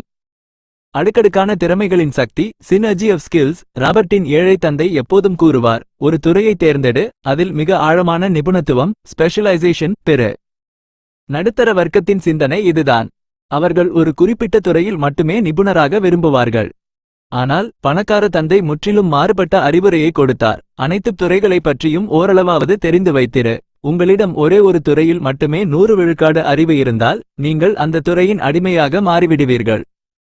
ஆனால் உங்களிடம் வெவ்வேறு துறைகளில் 20 விழுக்காடு அறிவு இருந்தால் அந்த திறமைகளின் சேர்க்கை உங்களை ஒரு மாபெரும் தலைவனாக மாற்றும். ஒரு வெற்றிகரமான தொழிலதிபர் ஆவதற்கு 2 மிக முக்கிய மேலாண்மை திறமைகள் தேவை என்று ராபர்ட் விளக்குகிறார். பணப்புழக்க மேலாண்மை, மேனேஜ்மெண்ட் ஆஃப் கேஷ் ஃப்ளோ, உங்கள் நிறுவனத்திற்குள் வரும் மற்றும் வெளியேறும் பணத்தை சரியாக கையாளுதல். அமைப்புகள் மேலாண்மை, மேனேஜ்மெண்ட் ஆஃப் சிஸ்டம்ஸ், உங்கள் நிறுவனத்தின் செயல்பாடுகள், சட்டங்கள் மற்றும் மனித வளங்களை சரியாக நிர்வகித்தல். விற்பனை மற்றும் சந்தைப்படுத்துதல், வெற்றியின் அஸ்திவாரம். இந்த அத்தியாயத்தில் ராபர்ட் வலியுறுத்தும் மிக முக்கியமான வணிக திறமை விற்பனை மற்றும் சந்தைப்படுத்துதல், சேல்ஸ் அண்ட் மார்க்கெட்டிங். பல மனிதர்களுக்கு பொருட்களை விற்பனை செய்வது என்றாலே ஒருவிதமான கூச்சமும் பயமும் இருக்கும். மற்றவர்கள் நம்மை நிராகரித்து விடுவார்களோ, ஃபியர் ஆஃப் ரிஜெக்ஷன் என்ற பயம்தான் இதற்கு காரணம். ஆனால் இந்த நிராகரிப்பை எதிர்கொள்ள தெரியாதவன் ஒருபோதும் மாபெரும் பணக்காரனாக மாற முடியாது. பணக்கார தந்தை ராபர்ட்டை ஒரு நிறுவனத்தில் விற்பனை பிரதிநிதியாகச் சேரச் சொன்னார். ஆரம்பத்தில் ராபர்ட் மிகவும் பயந்தார். வாடிக்கையாளர்கள் அவரது முகத்திற்கு நேராக கதவை மூடியபோது அவர் உள்ளம் உருகி அழுதார். ஆனால் மெல்ல மெல்ல அவர் அந்த பயத்தை வென்றார். விற்கும் கலையை கற்றுக்கொண்டார். அந்த திறமைதான் பிற்காலத்தில் அவர் பல கோடி மதிப்புள்ள சொத்துக்களை வாங்குவதற்கு அடித்தளமாக அமைந்தது. உணர்வுபூர்வமான உண்மை, பாதுகாப்பின் பேராபத்து. இங்குதான் நடுத்தர வர்க்கத்தின் உணர்வுபூர்வமான வழியை நாம் பார்க்க வேண்டும். பல மனிதர்கள் தங்களுக்கு பிடிக்காத, தங்களின் ஆக்கப்பூர்வமான சிந்தனையை கொல்லக்கூடிய வேலைகளில் வாழ்நாள் முழுவதும் நீடிப்பதற்கு காரணம் வேலை பாதுகாப்பு, ஜாப் செக்யூரிட்டி என்ற போலி நம்பிக்கைதான். அவர்கள் ஒரு கூண்டில் இருக்கும் பறவையைப் போல மாறிவிடுகிறார்கள். கூண்டிற்குள் தினமும் உணவு கிடைக்கிறது என்ற ஒரே காரணத்திற்காக அவர்கள் தங்களின் பறக்கும் திறமையையே மறந்துவிடுகிறார்கள். மாத இறுதியில் வரும் அந்த சம்பளம் என்ற போதை அவர்களின் மாபெரும் கனவுகளை அழித்துவிடுகிறது. வாழ்க்கை என்பது கடலில் பயணம் செய்வதை போன்றது. அலைகளின் சீற்றத்தைக் கண்டு பயந்து கரையிலேயே படகை நிறுத்தி வைப்பவன் மாபெரும் தீவுகளை கண்டறிய முடியாது. சில தியாகங்களையும் சில கற்றல்களையும் செய்ய துணிந்தவன் மட்டுமே நிதி சுதந்திரத்தின் எல்லையை தொட முடியும். பகுப்பாய்வு முடிவுரை. இந்த 6வது அத்தியாயம் நமக்கு கற்பிக்கும் இறுதி பாடம் மிகவும் தெளிவானது நண்பர்களே. நீங்கள் ஒரு வேலையை தேர்ந்தெடுக்கும் போது, இந்த வேலை எனக்கு எவ்வளவு சம்பளம் தரும் என்று கேட்காதீர்கள். மாறாக, இந்த வேலை எனக்கு என்ன கற்றுத்தரும் என்று கேளுங்கள். வருங்காலத்தை பற்றிய பயத்துடன் வாழும் ஒரு சராசரி ஊழியராக இருக்கப் போகிறீர்களா, அல்லது புதிய திறமைகளை கற்றுக்கொண்டு தன் சாம்ராஜ்யத்தை உருவாக்கும் ஒரு தலைவனாக மாறப்போகிறீர்களா என்பதை நீங்களே முடிவு செய்யுங்கள். 6வது அத்தியாயம் இத்துடன் நிறைவடைகிறது. நம்முடைய பொருளாதார பயணத்தில் ஏற்படும் தடைகளை எப்படி உடைத்தெறிவது என்பதை விளக்கும் 7வது அத்தியாயத்திற்கு நாம் செல்லலாம். உங்களுக்கு இந்த ஆடியோ புத்தகம் பிடித்திருந்தால் தயவு செய்து சப்ஸ்கிரைப், லைக் மற்றும் ஷேர் செய்யுங்கள். இது போன்ற இன்னும் பல பயனுள்ள பதிவுகளை பதிவேற்ற எங்களுக்கு பெரும் ஊக்கமாக இருக்கும். சாப்டர் 8 கெட்டிங் ஸ்டார்டட் ஆடியோ புத்தகத்தின் மிக அற்புதமான மற்றும் நீங்கள் ஆவலோடு எதிர்பார்த்து கொண்டிருந்த ஒரு நடைமுறை பகுதிக்கு உங்களை அன்போடு வரவேற்கிறேன் நண்பர்களே. நாம் இதுவரை பல தத்துவங்களையும் நிதி அறிவின் கோட்பாடுகளையும் தடைகளை உடைக்கும் வழிகளையும் கற்றுக்கொண்டோம். ஆனால் இவை அனைத்தையும் நான் எப்படி என் நிஜ வாழ்க்கையில் தொடங்குவது, நான் எடுத்து வைக்க வேண்டிய முதல் அடி எது என்ற கேள்வி உங்கள் மனதில் இப்போது ஓடிக்கொண்டிருக்கும். அந்த ஆரம்ப புள்ளியைத்தான் இந்த 8வது அத்தியாயத்தில் ராபர்ட் நமக்கு 10 எளிய வழிகளாக கற்றுக் கொடுக்கிறார். தங்கச் சுரங்கங்கள் நம்மைச் சுற்றி எங்கும் கொட்டி கிடக்கின்றன. ஆனால் அதை தோண்டி எடுப்பதற்கான நிதி அறிவு இல்லாததால் பலரால் அதை பார்க்க முடிவதில்லை என்று ராபர்ட் கூறுகிறார்.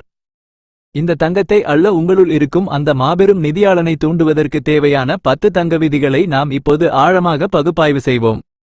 நிதி சுதந்திரத்தை தொடங்குவதற்கான 10 வழிகள். 1. யதார்த்தத்தை தாண்டிய ஒரு மாபெரும் லட்சியம். Find a reason greater than reality. உங்களுக்கு பணக்காரனாக வேண்டும் என்ற ஆசை மட்டும் போதாது, அதற்கான ஆழமான உணர்வுபூர்வமான காரணம் வேண்டும். நான் என் வாழ்நாள் முழுவதும் மற்றவரிடம் அடிமையாக வேலை செய்யக்கூடாது, என் குடும்பத்திற்கு ஒரு பாதுகாப்பான நல்வாழ்வை தர வேண்டும் என்ற லட்சியம் உங்களுக்குள் நெருப்பாக எரிய வேண்டும். அந்த உணர்வுதான் உங்களை சோம்பேறித்தனத்திலிருந்து தட்டி எழுப்பும். 2. தினமும் தேர்ந்தெடுக்கும் சுதந்திரம். Make daily choices. நாம் ஒவ்வொரு நாளும் காலையில் கண் விழிக்கும் போது நமக்கு 2 தேர்வுகள் உள்ளன. நம்முடைய நேரத்தையும் பணத்தையும் ஒரு ஏழையைப் போல செலவழிக்கப் போகிறோமா, அல்லது ஒரு பணக்காரனைப் போல சொத்துக்களில் முதலீடு செய்யப் போகிறோமா? நீங்கள் வாங்கும் ஒவ்வொரு புத்தகமும், நீங்கள் பார்க்கும் ஒவ்வொரு நிதி சார்ந்த ஆடியோவும் உங்களை ஒரு பணக்காரனாக மாற்றும் அன்றாட தேர்வுகள் ஆகும். 3. நண்பர்களை சரியாக தேர்ந்தெடுங்கள். Choose friends carefully. உங்கள் நண்பர்கள் அனைவரும் ஏழ்மை மனநிலையில் இருந்தால் நீங்களும் அப்படியே மாறிவிடுவீர்கள். பணக்கார நண்பர்களிடமிருந்து பணத்தை பெறுவதற்காக அவர்களை நாடாதீர்கள், மாறாக அவர்கள் பணத்தை எப்படி கையாள்கிறார்கள் என்ற ரகசியத்தை கற்றுக்கொள்வதற்காக அவர்களுடன் பழகுங்கள். அதே சமயம் எப்போதும் எதிர்மறையாக பேசும் மனிதர்களிடமிருந்து விலகியிருங்கள். 4. ஒரு சூத்திரத்தை கற்றுக்கொண்டு புதிய சூத்திரங்களை நோக்கி நகருங்கள். Master a formula and then learn a new one. நீங்கள் பணத்தை சம்பாதிப்பதற்கு ஏதேனும் ஒரு வழியை கற்றுக்கொண்டால், உதாரணமாக ஒரு குறிப்பிட்ட வேலையை செய்வது, அதோடு நின்றுவிடாதீர்கள். புதிய முதலீட்டு உத்திகளையும் சந்தையின் புதிய சூத்திரங்களையும் தொடர்ந்து படித்துக் கொண்டே இருங்கள்.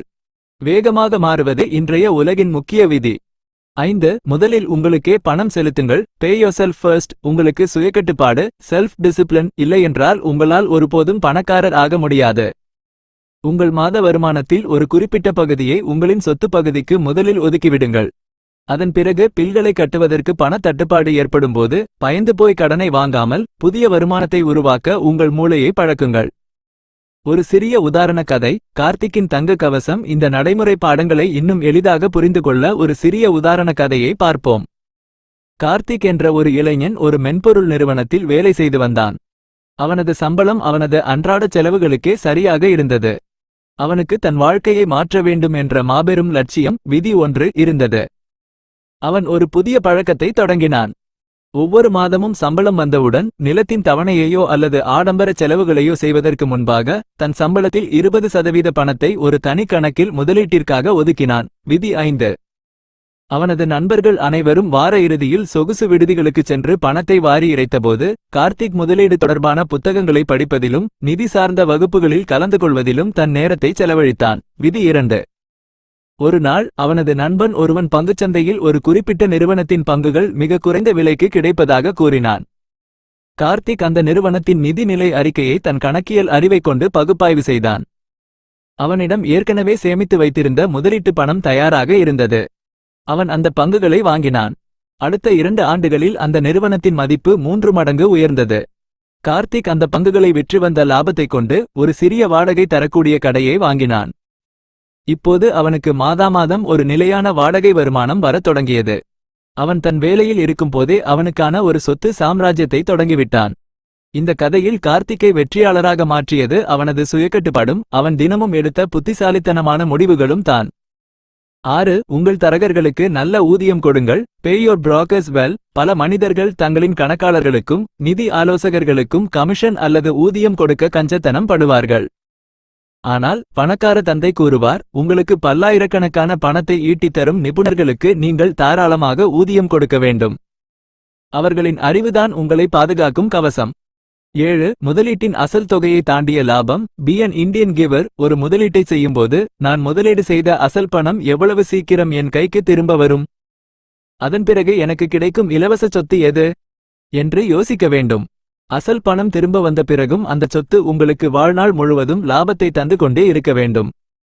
8. சொத்துக்கள் ஆடம்பரங்களை வாங்கட்டும். Assets buy luxuries. உங்களுக்கு ஒரு விலை உயர்ந்த கைபேசியோ அல்லது ஒரு புதிய மகிழுந்தோ தேவைப்பட்டால் உங்களின் உழைப்பின் பணத்திலிருந்து அதை வாங்காதீர்கள். முதலில் ஒரு சொத்தை வாங்குங்கள். அந்த சொத்து ஈட்டித்தரும் லாப பணத்தைக் கொண்டு உங்களின் ஆடம்பர பொருட்களை வாங்குங்கள். 9. ஒரு நாயகனை தேர்ந்தெடுங்கள். Find heroes. முதலீட்டு உலகில் உங்களை கவர்ந்த மாபெரும் மனிதர்களை, உதாரணமாக வாரன் பஃபெட், உங்களின் நாயகர்களாக ஏற்றுக்கொள்ளுங்கள். அவர்கள் இந்த இடத்தில் இருந்தால் என்ன முடிவு எடுத்திருப்பார்கள் என்று யோசித்து பழகுங்கள். அது உங்களின் பயத்தை குறைத்து துணிச்சலை தரும்.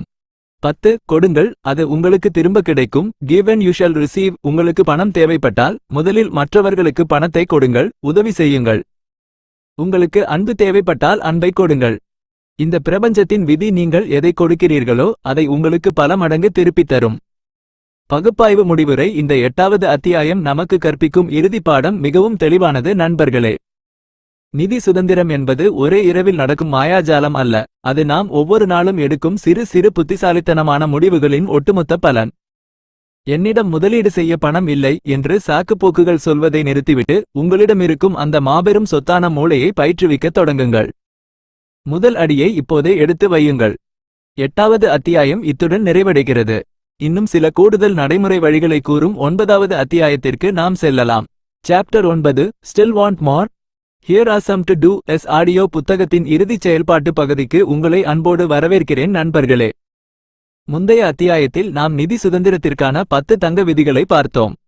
ஆனால் சிலருக்கு இதெல்லாம் நன்றாக இருக்கிறது, ஆனால் உடனடியாக இன்று நான் என்ன செய்ய வேண்டும் என்ற எண்ணம் இருக்கும். உங்களுடைய அந்த தேடலுக்கு பதிலளிக்கும் விதமாக உடனடியாக நடைமுறைப்படுத்தக்கூடிய சில எளிய அதிரடி செயல்பாடுகளை ராபர்ட் இந்த 9வது அத்தியாயத்தில் நமக்கு தொகுத்து வழங்குகிறார். நிதி உலகம் என்பது ஒரு நீச்சல் குளத்தை போன்றது. நீங்கள் கரையில் அமர்ந்து கொண்டு நீச்சல் அடிப்பதைப் பற்றிய புத்தகங்களை எவ்வளவுதான் படித்தாலும் தண்ணீருக்குள் இறங்காதவரை உங்களால் நீந்த கற்றுக்கொள்ள முடியாது. அதேபோல நீங்கள் செயல்பாட்டில் இறங்காதவரை உங்கள் நிதி அறிவு வெறும் காகித வடிவிலேயே நின்றுவிடும். ஏழை மற்றும் நடுத்தர வர்க்க மக்களின் மனநிலை ஒரு பகுப்பாய்வு. இந்த அத்தியாயத்தில் உள்ள செயல்பாடுகளை பார்க்கும் முன்பு ஏழை மற்றும் நடுத்தர வர்க்க மனிதர்கள் ஏன் ஒரு செயலை தொடங்குவதற்கு தயங்குகிறார்கள் என்பதை நாம் ஆழமாக பகுப்பாய்வு செய்ய வேண்டும். 1. பழக்கமான பழைய வழிகளையே பற்றிக் கொள்ளுதல். ஏழை மற்றும் நடுத்தர வர்க்க மக்கள் தங்களின் பொருளாதார நிலை மோசமாக இருந்தாலும் தங்களுக்கு பழகிப்போன பழைய வேலைகளையும் முறைகளையுமே தொடர்ந்து செய்து கொண்டிருப்பார்கள். ஒரே செயலை திரும்ப திரும்ப செய்து கொண்டு புதிய முடிவை எதிர்பார்ப்பது ஒரு வகையான பைத்தியக்காரத்தனம் என்று ராபர்ட் கூறுகிறார். அவர்கள் புதிய வழிகளை தேடத் தயங்குகிறார்கள். 2. நுகர்வோர் மனநிலை கன்சியூமர் மைண்ட்செட். நடுத்தர வர்க்க மக்கள் எங்கு சென்றாலும் வாங்குபவர்களாகவும் பாயர்ஸ் நுகர்வோர்களாகவும் மட்டுமே இருக்கிறார்கள். ஒரு புதிய பொருள் சந்தைக்கு வந்தால் இதை நான் எப்படி வாங்குவது என்றுதான் யோசிப்பார்களே தவிர இந்த நிறுவனம் எப்படி இவ்வளவு பெரிய லாபம் சம்பாதிக்கிறது, இதன் பின்னணியில் உள்ள வணிகம் என்ன என்று ஒரு முதலீட்டாளரின் கோணத்தில் பகுப்பாய்வு செய்ய தவறிவிடுகிறார்கள். 3. சரியான மனிதர்களை தேடாமல் இருப்பது. தங்களுக்கு ஒரு துறையில் அறிவு இல்லை என்றால் அந்த துறையில் ஏற்கனவே சாதித்த மனிதர்களிடம் சென்று ஆலோசனை கேட்க நடுத்தர வர்க்கத்தினரின் ஆணவமும் பயமும் அனுமதிப்பதில்லை. அவர்கள் தங்களைப் போன்றே நிதி போராட்டத்தில் இருக்கும் மற்றுமொரு நடுத்தர வர்க்க நண்பரிடம் போய் முதலீட்டு ஆலோசனைகளை கேட்டு தங்களின் பணத்தை இழக்கிறார்கள். ஒரு சிறிய உதாரண கதை. விவேகானந்தனின் தேடலும் வெற்றியும். இந்த நடைமுறை செயல்பாடுகள் ஒரு மனிதனின் வாழ்க்கையை எப்படி மாற்றும் என்பதை புரிந்துகொள்ள ஒரு சிறிய உதாரண கதையை பார்ப்போம். விவேக் என்ற ஒரு இளைஞன் ஒரு தனியார் நிறுவனத்தில் எழுத்தராக வேலை செய்து வந்தான். அவனது மாதச் சம்பளம் மிக குறைவு. இந்த 9வது அத்தியாயத்தை படித்த பிறகு அவன் உடனடியாக செயல்பாட்டில் இறங்க முடிவு செய்தான். அவன் செய்த முதல் செயல், அவன் செய்யும் வழக்கமான வேலைகளை ஒரு வாரம் நிறுத்திவிட்டு தன் பொருளாதார நிலையை ஆழமாக பகுப்பாய்வு செய்தான். எது அவனுக்கு லாபம் தருகிறது, எது நஷ்டம் தருகிறது என்பதை எழுதினான். 2வது செயல், அவன் வசிக்கும் பகுதியில் உள்ள ரியல் எஸ்டேட் மற்றும் வர்த்தகச் சந்தையை உற்று நோக்கத் தொடங்கினான். வார இறுதி நாட்களில் அவன் சும்மா அமர்ந்திருக்காமல் அந்த பகுதியில் விற்கப்படும் பழைய வீடுகளையும் நிலங்களையும் நேரில் சென்று பார்க்கத் தொடங்கினான். பல தரகர்களுடனும் சொத்து உரிமையாளர்களுடனும் பேசினான். ஆரம்பத்தில் பலரும் அவனை கேலி செய்தார்கள், ஆனால் அவன் பின்வாங்கவில்லை. அப்படி பார்க்கும்போது ஒரு பழைய அடுக்குமாடி குடியிருப்பு நீண்ட நாட்களாக பூட்டி கிடப்பதை கவனித்தான். அதன் உரிமையாளர் வெளிநாட்டில் வசிப்பதால் அதை அவசரமாக விற்க நினைத்தார். விவேக் அந்த சொத்தின் மதிப்பை தன் நிதி அறிவால் கணக்கிட்டான். அவன் உடனடியாக அந்த துறையில் ஏற்கனவே பல வீடுகளை வாங்கி வாடகைக்கு விட்டிருந்த ஒரு பெரிய முதலீட்டாளரை அணுகினான். அவரிடம், ஐயா, என்னிடம் ஒரு சிறந்த சொத்து இருக்கிறது. ஆனால் அதை வாங்க என்னிடம் பணமில்லை. நீங்கள் முதலீடு செய்தால் நான் அதன் பராமரிப்பை கவனித்துக் கொள்கிறேன், லாபத்தை பகிர்ந்து கொள்ளலாம் என்றான். அந்த முதலீட்டாளருக்கு விவேகின் தேடலும் துணிச்சலும் பிடித்திருந்தது. அவர்கள் இருவரும் இணைந்து அந்த சொத்தை வாங்கினார்கள். இன்று விவேக் அந்த ஒரு செயலின் மூலம் தன் மாதச் சம்பளத்தை விட அதிக வட்டி மற்றும் வாடகை வருமானத்தை பெறுகிறான். அவன் புத்தகத்தை படித்ததோடு நிறுத்தாமல் உடனடியாக செயல்பாட்டில் இறங்கியதால் மட்டுமே இது சாத்தியமானது. நீங்கள் உடனடியாக செய்ய வேண்டிய சில முக்கிய பணிகள் ராபர்ட் நமக்கு கற்றுக் கொடுக்கும் அந்த அதிரடி செயல்பாடுகள் இதோ.